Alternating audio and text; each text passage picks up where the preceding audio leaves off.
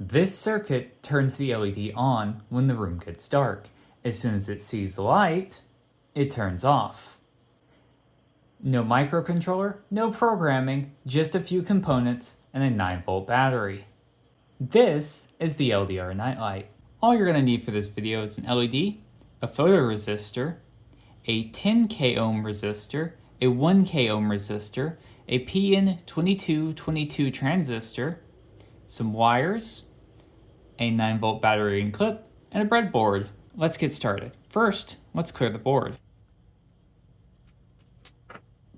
The heart of the circuit is this photoresistor, or LDR. In bright light, its resistance drops to a few hundred ohms. In the dark, it shoots up to a few thousand. We're going to take that between ground and any pin on the breadboard.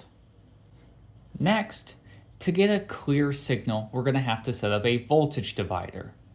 But here's the important part. We want the LED to turn on during the dark, which means we're going to have to wire it a specific way using this resistor and this LDR. So we'll take our 10K ohm resistor from one leg of the photoresistor into power. So in the bright light, the LDR is small. The node's voltage is near zero. And in the dark, the LDR gets larger, the node's voltage rises. Perfect for a nightlight. Next, we'll take the PN2222 and have the flat side facing us. We'll put that into the breadboard. This transistor acts as a switch. I'm using the PN2222 with the flat side facing me. The legs are emitter, base, collector. When the base's voltage rises high enough, the transistor conducts and lights our LED. When the base's voltage is near zero, it shuts off. The left leg, the emitter, will go into ground.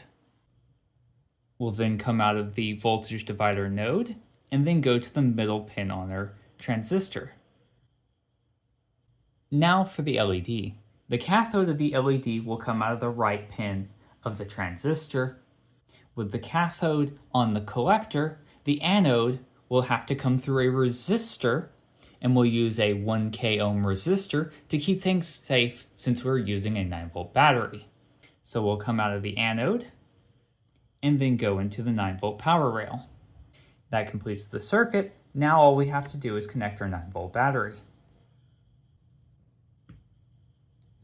As we can see in this lighting, our LED does come on. Now, if we take a flashlight and shine at our photoresistor, we can see that the LED turns off.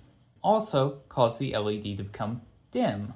In a more well-lit room, the base voltage would be very low, so the transistor is off and the LED stays dark. But my room is obviously too dark for that to happen. However, if we take a flashlight, we can simulate sunlight. And as we can see, our LED begins to fade as the light makes contact with it.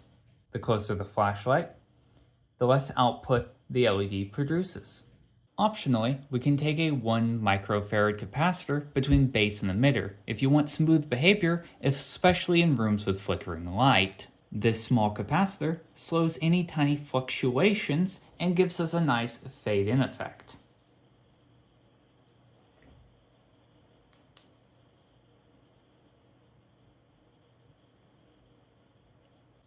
And there it is, a fully analog nightlight. No code, no microcontroller, just physics and a few components doing exactly what they were designed to do.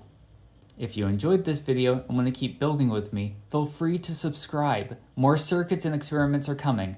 Thanks!